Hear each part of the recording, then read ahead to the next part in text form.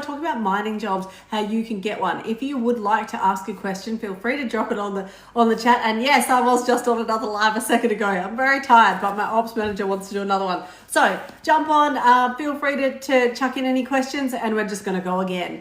So I talk about how you can get a mining job, and it's really simple, guys. It's all about having a plan, knowing what job it is that you can get, and executing the plan to make sure that you're going to be successful. Hey, Danny, is that Danny from yesterday? Anyway, so yeah, congratulations, Danny, by the way, from yesterday of getting a driller's offsider role, just like that. Right. Hey, Kano, how you going? Hey, mathematics, how are you? All right, Amanda, how are you? I'm good, except I don't know why my camera's not working. Hang on. Oh, that's not good. Oh, awesome. Well done, Danny. That was so random how that worked out. Hi, everyone. Hey, what's going on? Guys, this is Amanda from Win-Win. We're Bloody talking hot about... here. Is it? Half your luck. We're talking about how you guys can get a FIFO job. So let's go through it, Amanda. I know you want to take the reins on this one. What was the question?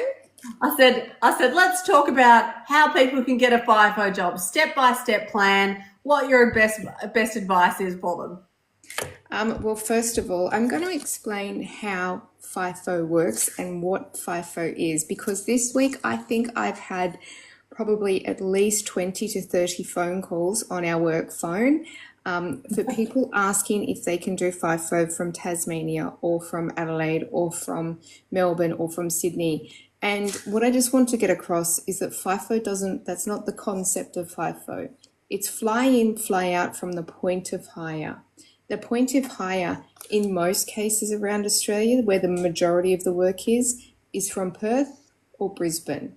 So you can't be flying in and flying out from Tasmania or Melbourne or Sydney. They don't fly you from those locations. Really? I know I've sounded like a broken record this week. What about from their front door? Will they get a private jet to come and pick them up?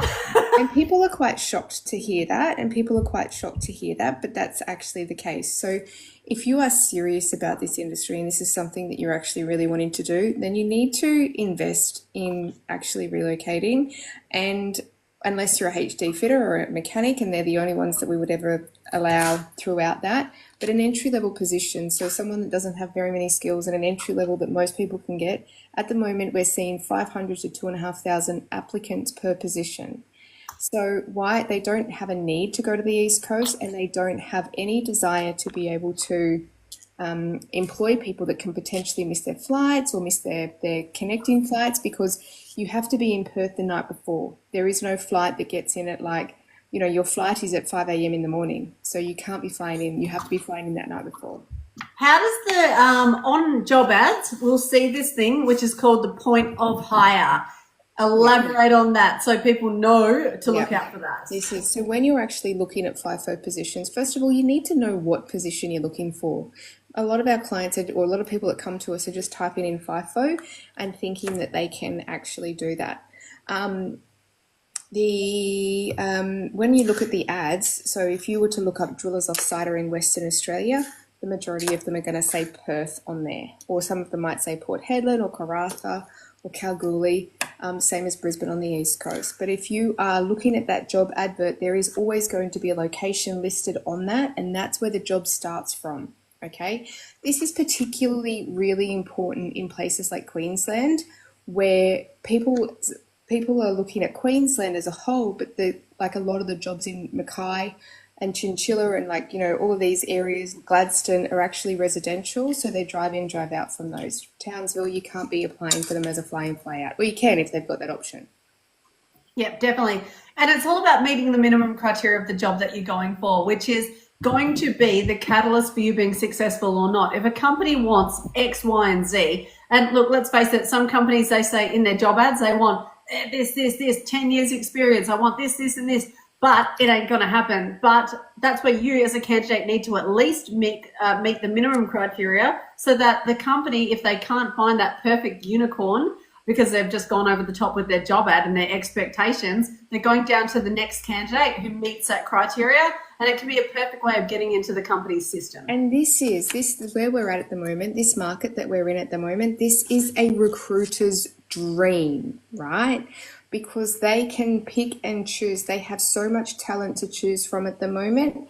So, no, I don't, Jamie. I'm downstairs at the moment. They have so much talent to choose from. They can cherry pick the top 10, and then they've got another layer of top 10 under that.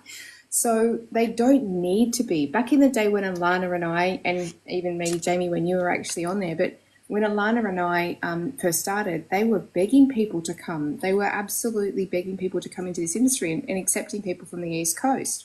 And they were even paying flights for some people, but at this point in time where the industry and the market as it is, and you can thank TikTok for that, it actually doesn't, you've got to be willing to relocate. And most of our clients that actually are relocating are getting jobs within a couple of weeks. Like, they're getting results super fast because they understand how it works and they're putting all the right steps in place.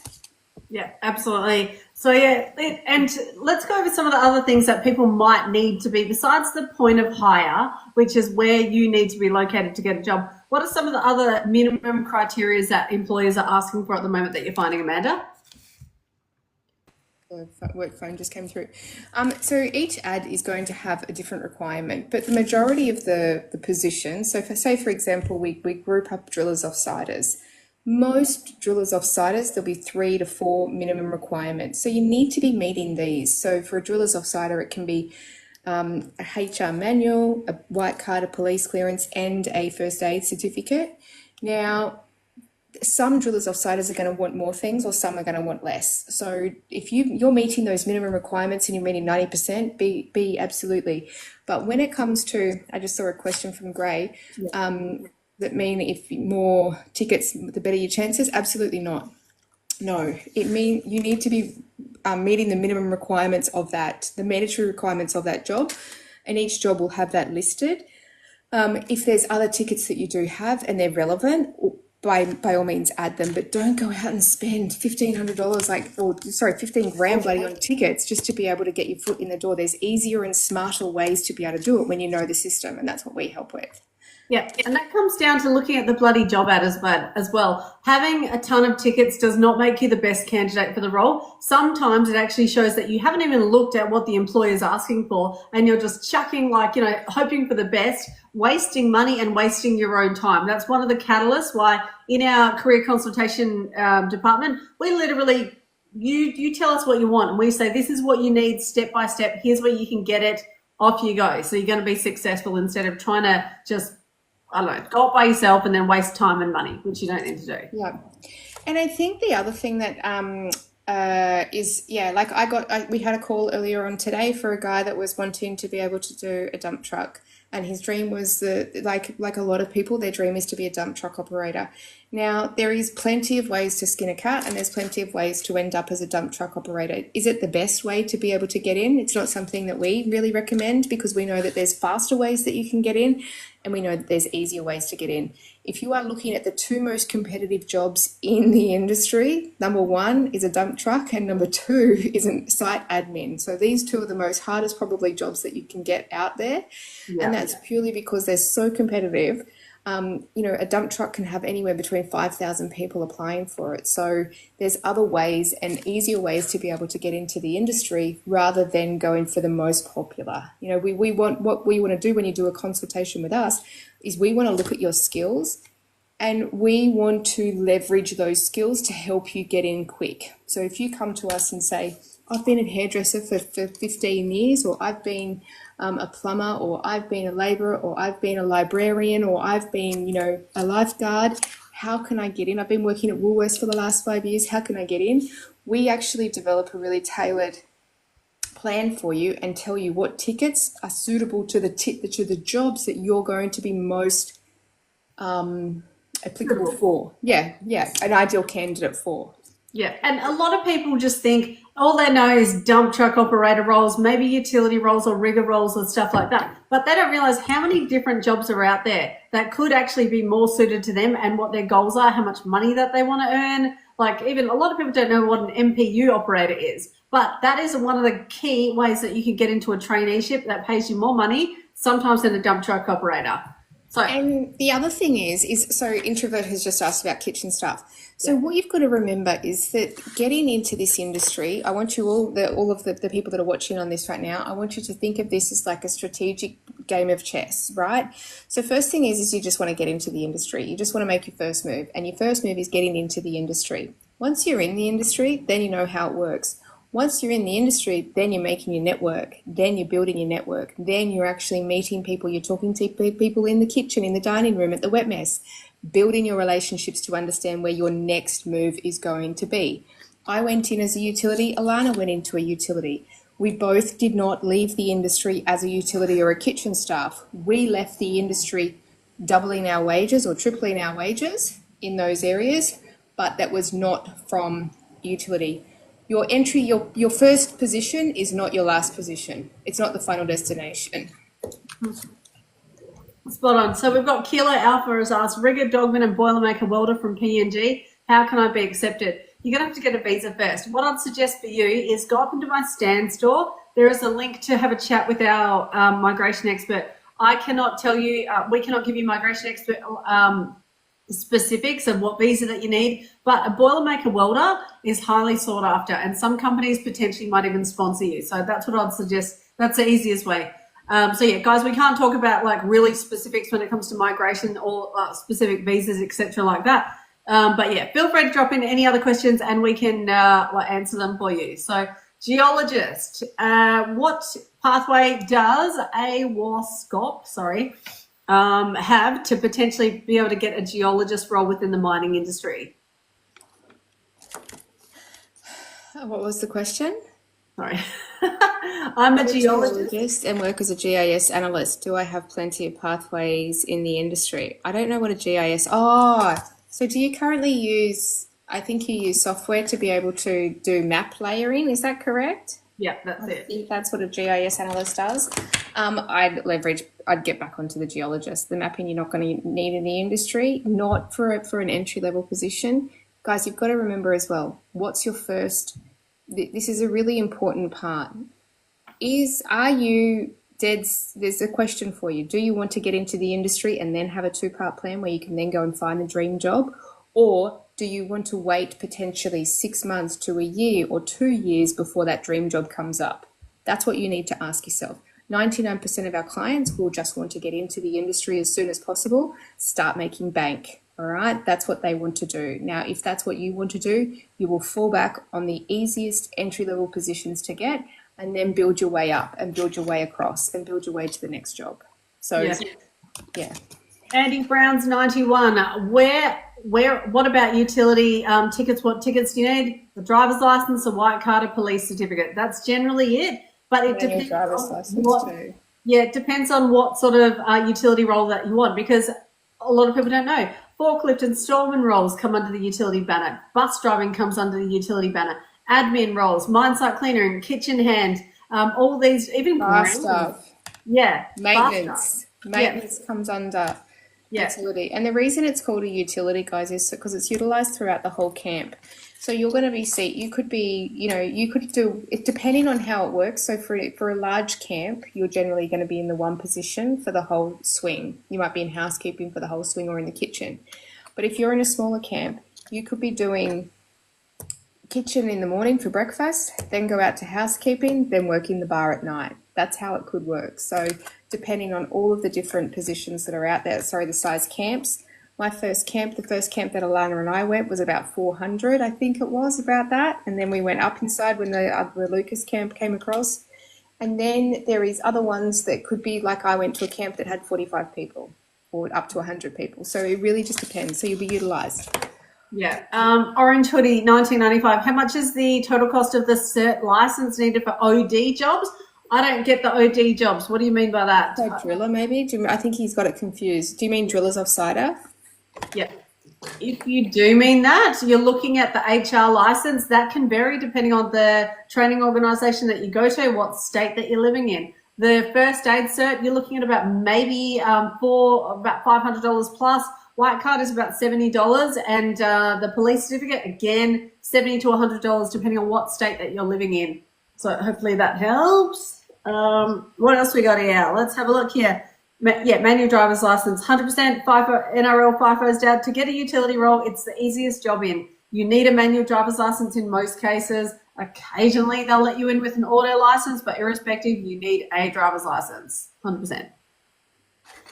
Jewelers offside role, yeah. So just answered that one there. Orange hoodie, 1995. HR driver's license, white card, police certificate, first aid. That's what you need. It's going to depend on what state that you're living in. We've got a lot of geologist questions coming up here today. That's a bit strange. Okay. Unit 2020, 2000, oh, my brain's not working today. 2,207. Unit, I am from New Zealand and can I change my licenses and tickets to Australian standards? Depending on what's your position, are you an electrician or something like that, or are you referring to getting your tickets transferred over? Because there's two different answers for two different things. If you're an electrician, you fall under, or you have a trade certificate, most of them will fall under the Australian and New Zealand standards. However, if you have like your wheels, tracks and rollers or something like that, and you're looking at your machinery transfers, you will need to get those transferred over to Australian and your license transferred over. Most Kiwis...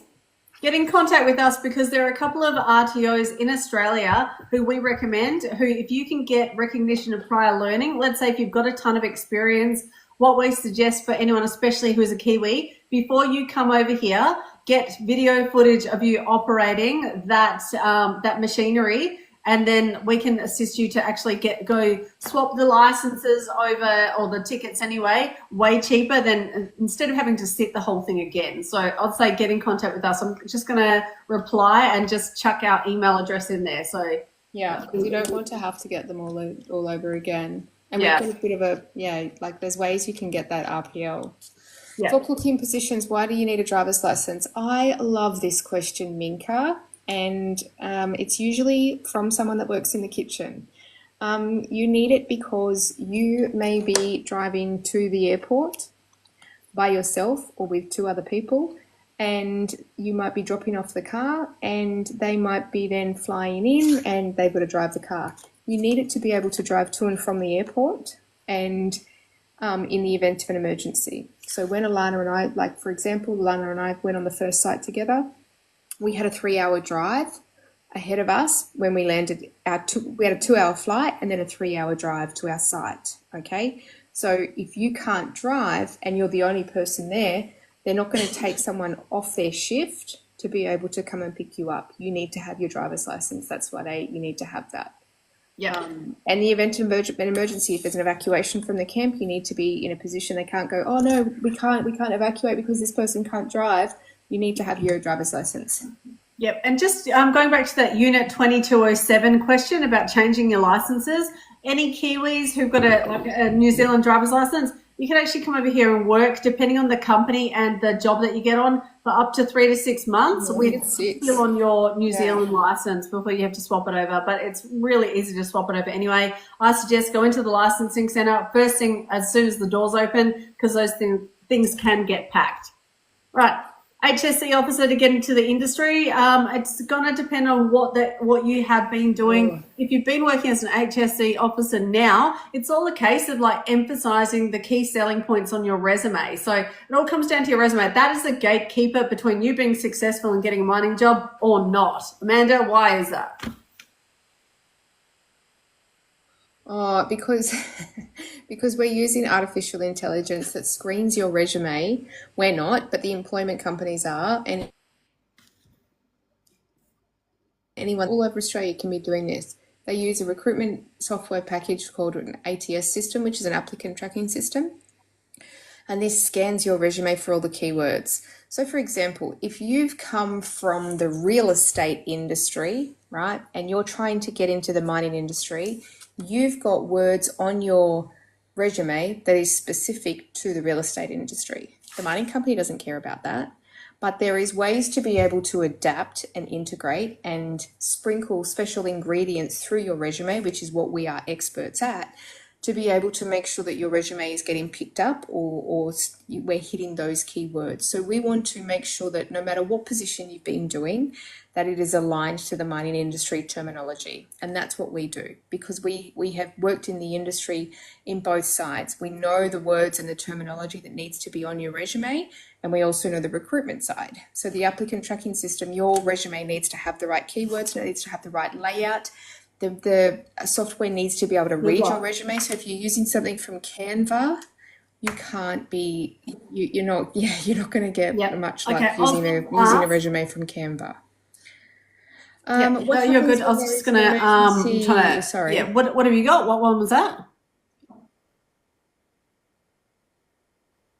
What happens when there is a family emergency during this time? You are flown coming out. from Britain, awesome. What kind of entry-level jobs are there? You've got no experience. There are so many traineeships, like a process operator, a lab technician, like a dump truck operator that everybody knows about. A utility role, that's the easiest one to get. A driller's off-sider role. Here's the thing though, right? You're going to have to work out what experience that you've got that's relevant to be able to get what job, because all of them require different licenses and qualifications. So it's not like we can say, there's these like 10 different entry-level jobs and all you need is this license here, because all of them require different things, like trade assistant, you need a confined space, working at heights, gas test, atmospheres, a utility role, driver's license, white card, police certificate, driller's off-sider, HR, driver's license, first aid, white card, police certificate. So that's why we suggest, if you have any issues or you want to know what the specifics to you and your specific situation, book in and have a chat with us where we can actually get to give you career options, so you're not going to waste money going and getting tickets or licenses you don't need. That's what keeps people out of the industry longer, and that's what costs them money. So that's why we do these consultations, to save you time and money. So let's go to that question there, Amanda. That's a really good one from No. Are there any entry level 8 and 6 jobs? Trying to match with my partner, curious what I need to get in.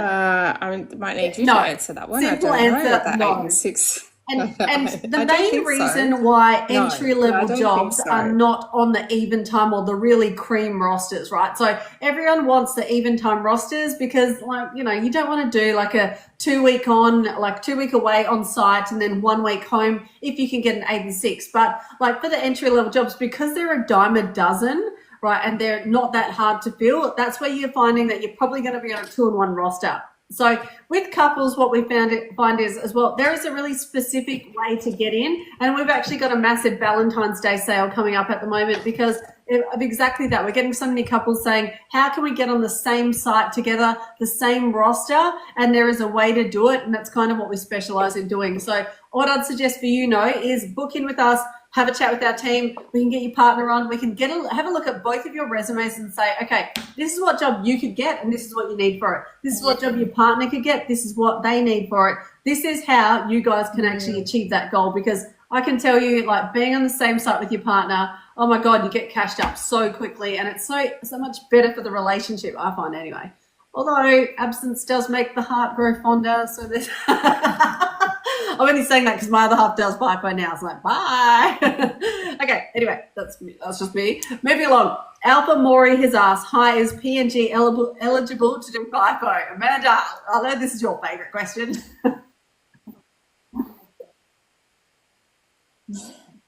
No, you need to be in Australia and you need to be residing in Brisbane or in Western Australia. So PNG, we're actually going to be doing a webinar for anyone that is from PNG that is currently watching. You need to be contacting our team on info@winwin.com.au. Camille, can you drop that and just let them know you want to be keen to register for the webinar? And we're going to talk about how everyone from PNG and Fiji can actually start to look at how you can get into the industry. But unless you are in Australia with full working rights, it's unlikely that you'll be able to get a position until you get that. So you need to be in Australia. What happens if you're residing in New South Wales? How can we get into the mines then? You need to, Mandalore, you need to relocate to one of the locations in New South Wales, which is Singleton, Muswellbrook. There's some other locations, but you need to be relocating. Have you done Andy Brown's question about I already have a licensed white card and police certificate? You're good to go, Andy. Seriously, if you're having issues getting in, get in contact with us. Okay. Then we've got, I had my phone call, but still have questions. If you guys, if you have any questions, drop them in the chat. This is what this is for. Yeah, and I just sent that person, Perfect. can send them to send us All an right. email as well. Yeah. My couple and I. Okay, Luddle, I've actually already answered your question twice. Okay. Orange So Hoodie 95, we've already 1995. As a answered Malaysian, that. what kind of utility jobs that I can apply for, or should I look for an offsider? It really depends on what you've been doing for work now and what sort of job is it that you want. You're going to have to move first. You're going to need a visa. So again, come book in with our team because there are so many factors like where are you going to be moving to? What licenses and qualifications do you have now and do you need to get? There are just so many factors. So yeah, that's why we do the consultations, because we look at your actual previous work experience and what your goals are, and we create a step-by-step plan for you.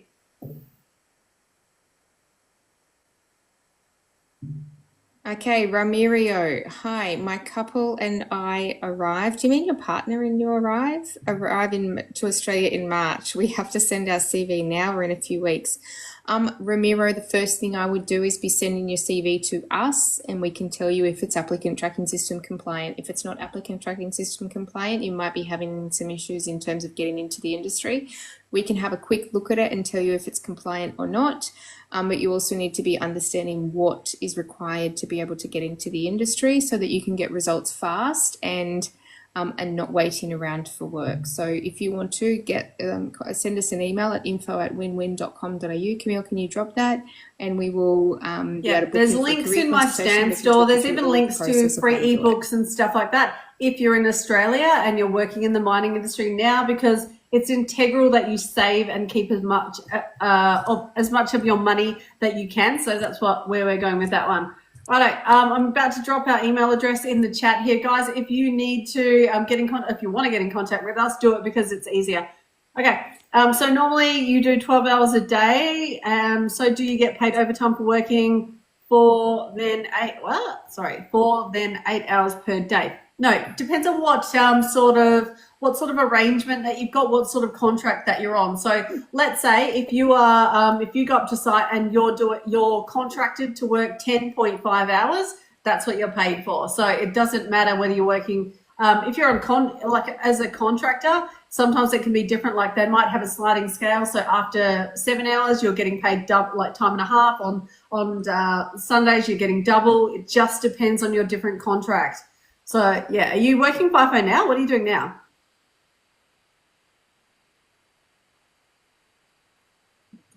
Yes, Danny, you can send us, but you just need to be a bit more specific. If you wanted to have a look at his resume, but the first thing is he looking to be able to? This is for Danny.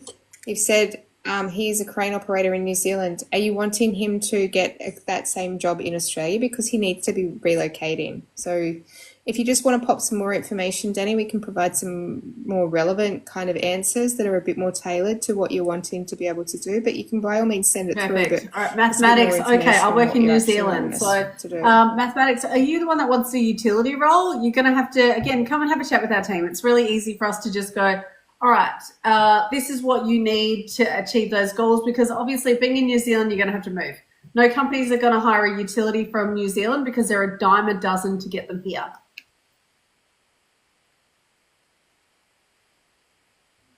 Well, that's a good question, Alana. And I actually don't know the answer. I'm assuming no, but you can tell me. If your contract What about says when you work in a yes, public then yes, holiday? you Do you do. get So some of double time and them, a half? they're annualized, and it doesn't matter whether you're working on a public holiday or not. You're getting the same amount. But if you are, let's say, a contractor, you're on a shutdown or something like that, then basically any public holidays like Christmas and stuff like that, even a casual for Compass Group, they're getting paid double if they're working on Christmas. So it can be quite lucrative.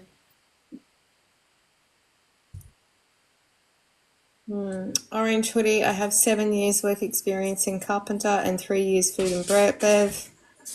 Is it easier to qualify into offsite or apprenticeship, yeah, by the sounds of it, you've got it. If that's what you're wanting to do, the first thing would be is where you're located, making sure you're meeting the minimum requirements, and making sure you've got a resume that's applicant tracking system compliant. So, HR manual, police Yeah, clearance, white DMART. I'm in card, PNG in and Port also a Moresby. Can first aid I is apply for a job advantageous. not from PNG? Again, you're going to need the visa, and to move, we've got a migration expert. If you want to have a chat with him, there's a link in my stand store.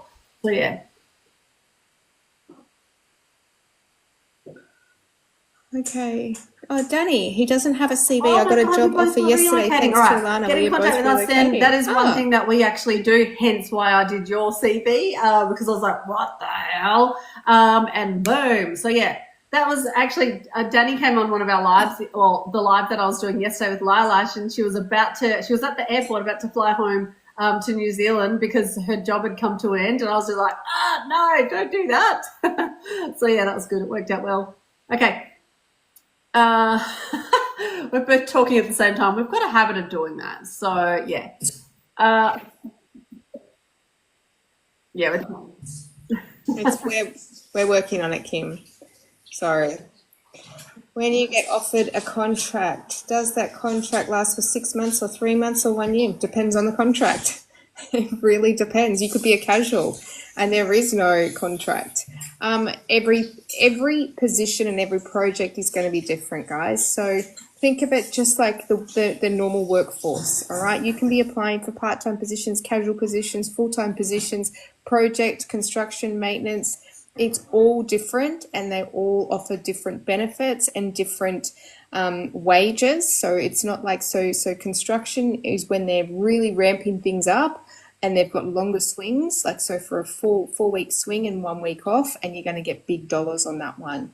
The smaller swings like 2 and 1, which is generally like a production type of maintenance, just general kind of caretaking. This is everyday business And as sometimes usual. if you're on a That's going to be on construction less money. project, they'll pay you like things called PIP money, which is like project incentive payment. So it actually accrues. So every week that you're working, the little fund gets bigger. And then when you finish, you get a one-off payment of all that money to tie you over for the next project. So it just depends. But just keep in mind that a lot of these companies, they will estimate when the project's finished, but most of the time they go over. Like Barrow Island went over by about 7 years, which was great. Okay.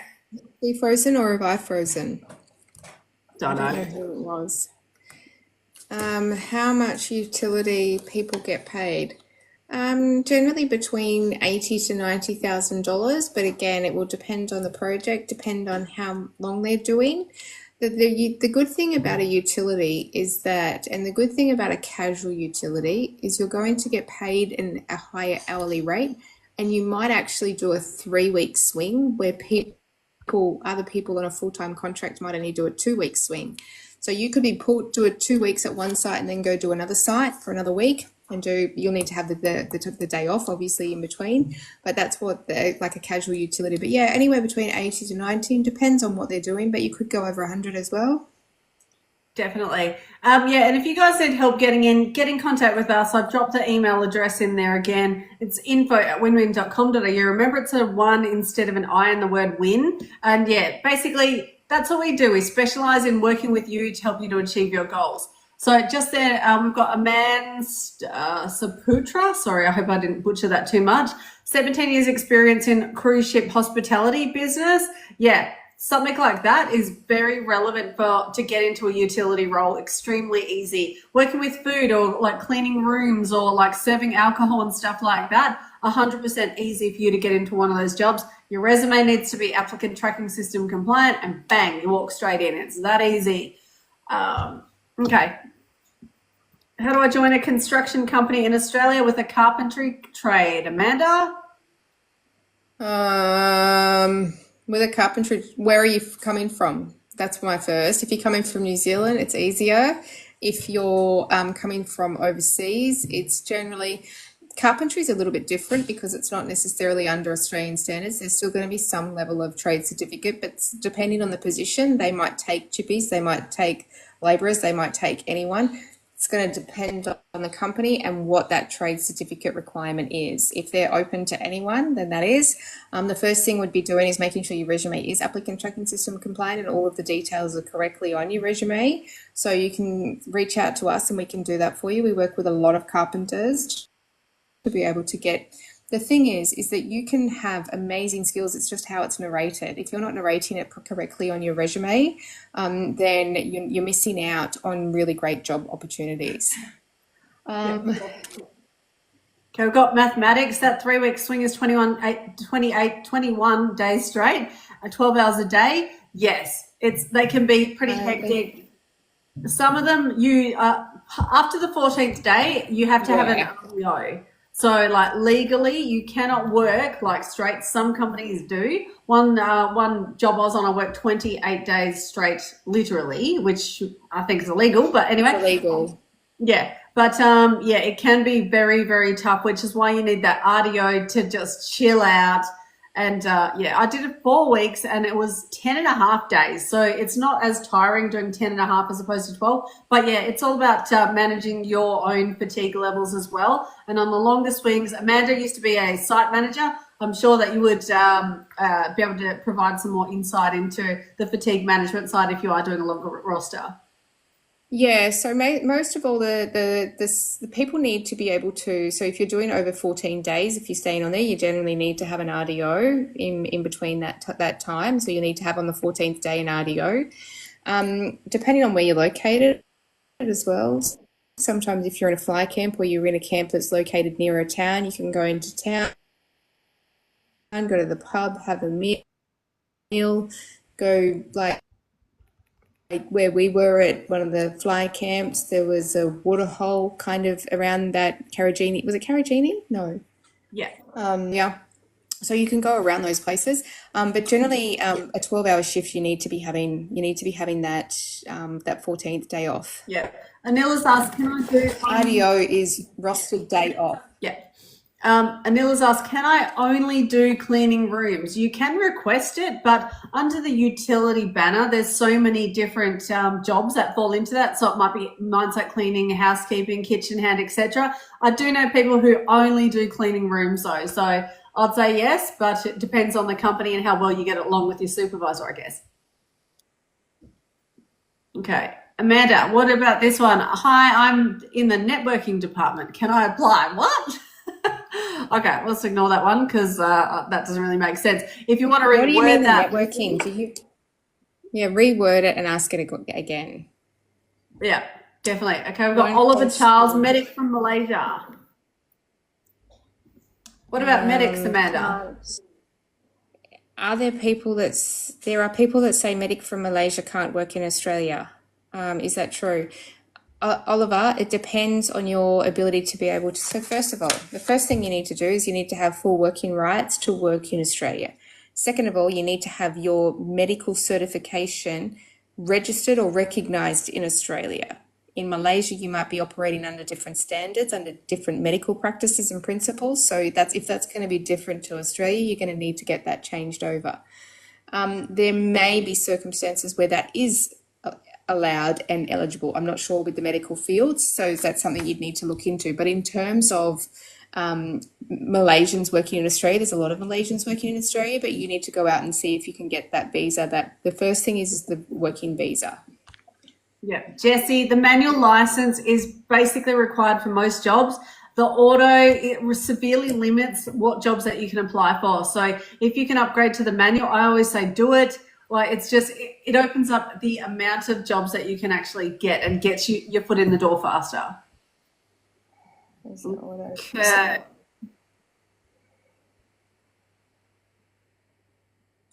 Auntie Kat, hey, I've been trying to get a job in mining from Brisbane to anywhere, but getting nowhere. I would say that there's a couple of things going wrong, Auntie Kat.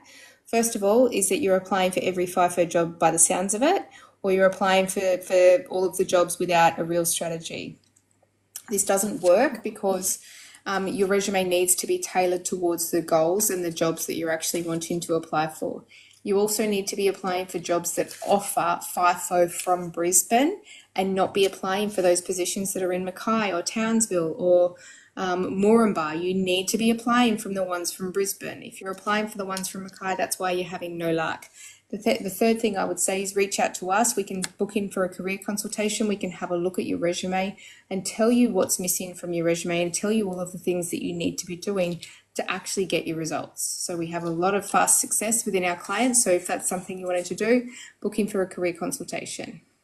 Yep. So we don't deal with IT positions in Australia. You'd have to like go on to seek.com.au and have a look at that. FIFO jobs especially, they generally do all that from town. So yeah, that's all I'll say with that. Same for you, Missy. IT, yeah, it's just not a thing that's required actually on mine site. So you might be able to like get a job in town, but yeah, most likely not on the mines. Right, Camille, are you even on here? Did you see that message? Right, guys, we've got 5 more minutes. If you've got any questions, drop them into this chat here. Or we're gonna like shut this one off for the day. What entry-level jobs don't require a manual driver's license? Good question. Pretty much none. Like, And also, Camille, can you please block Ben Booth, please? What was the question? What is the entry level that doesn't require a manual driver's license? There's not, all right? There's not really many. I mean, there's always going to be require a manual driver's license. That sometimes take place when you know someone within the company, right? So most positions will require a manual driver's license, even though most of the cars, or depending on the vehicles, like if you're driving if you're driving dump trucks or something, like they're all automated, but it depends on what type of position.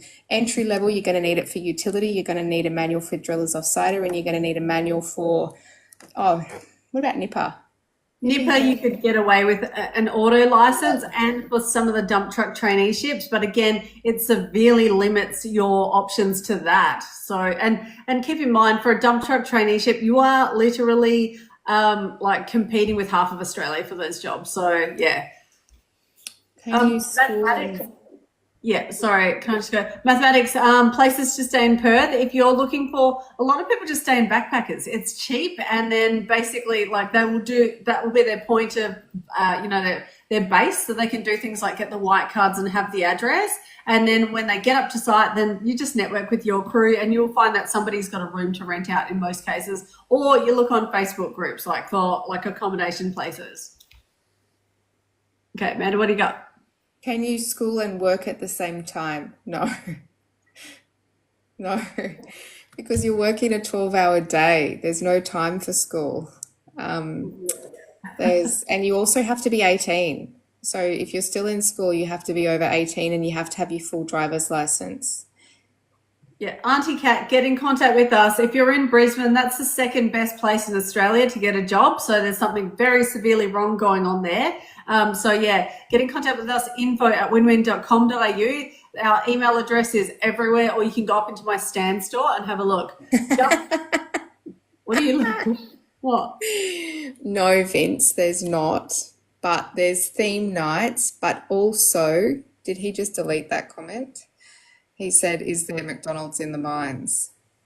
But also you can, so depending on, like, if you go to Port Hedland or like to Karratha or somewhere like that, there will be.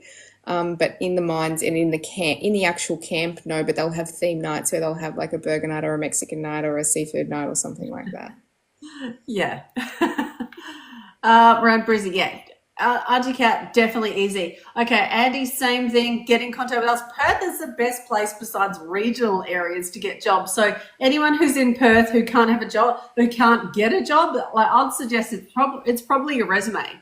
Because Alana, would you like to answer this one? Can you get a FIFO job from being in Melbourne? Are you an HD fitter? That's what are you an HD fitter or an auto sparky? If so, yes. Other than that, generally no, and especially not for entry-level jobs. So merciless. A lot of companies are cracking down now. They're just saying no, flight delays, all that sort of stuff. So yeah, you potentially might have to actually move to somewhere like Perth, unless of course you're an HD fitter. Let us know in the chat if you are. Okay. Ornella, what tickets do you need? We do have certain RTOs that we will advise you guys to go to, because we want you to go to the ones that aren't going to say, oh, but I need like all these tickets and this and this and this, like, and they'll try to upsell you. We want you to go to the best ones who aren't going to rip you off. So get in contact with us again and we can let you know. Guys, we've got 2 minutes left. Awesome, Andy. Can't wait to help you to achieve your goals. How do I apply for a job down there? You need to move to Australia. Where are you? Wait, you're not in Australia. You're in Africa. Okay, thanks for Age limit. There is no age limit. You're 45 now. Oliver, you've got plenty of time.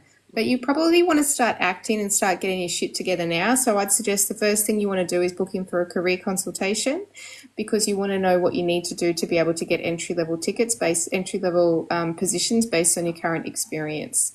So book in for the career consultation. And Andy Brown, we look very much forward to helping you and having a chat to you about your options. Yeah, guys, thanks for jumping on the on this live today. It's actually my second one, so I need to have a nap after this, I swear. If you need any help, I've just dropped our email address in the chat. You can always go into my stand store. There's free stuff in there. There's links to us. Make sure you're following Amanda and myself. We've got a ton of content in our channels to help get you employed first. Merciless? Yes. Simple answer. So unless, of course, tell us, are you an HD fitter? If you're an HD fitter, you walk into work and we can help you to achieve that. If you are trying to, or the other option is, if you have family in, let's say, Perth, then you potentially might be able to utilize their address. We've seen that done again and again and again. So yeah, definitely. Oh, awesome, Andy. Good to hear. Hopefully we've got some content that's good to help you. And just be mindful as well, we both have, there's fake accounts out there of both of us. Yeah. All right. So there's one that's around 52,000 or above 52,000 of mine, and it's asking people for money. Make sure that you're not giving that person money because they're a fake account. And Alana's is doing the same. And they're also, just saying some really random shit. We'll always direct you to our info@winwin account so that you can actually go and get there and speak to our admin team. Yep, and rest assured, I will not DM you guys and offer you marriage proposals, okay? I swear. Apparently one of the fake accounts is doing that. But anyway, guys, thank you, bloody weirdos, hey. I just follow people who do live and friend with me on TikTok. Oh, that's a go, Andy. Well done, well done. All right, guys, thank you so much for joining us on this chat today. If you, if you haven't done it, quickly follow Amanda, follow myself. Thanks for following us and thanks for joining our live. We're going to be doing a lot more of these just to answer your questions. So hopefully that helps. And you're welcome. Lovely chatting with you guys. And chat to you soon. Bye.